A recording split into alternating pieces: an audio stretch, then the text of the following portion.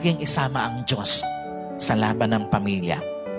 Sino po naniniwala, kasama sa realidad ng pagpapamilya, hindi nauubusan ng laban ang pamilya natin?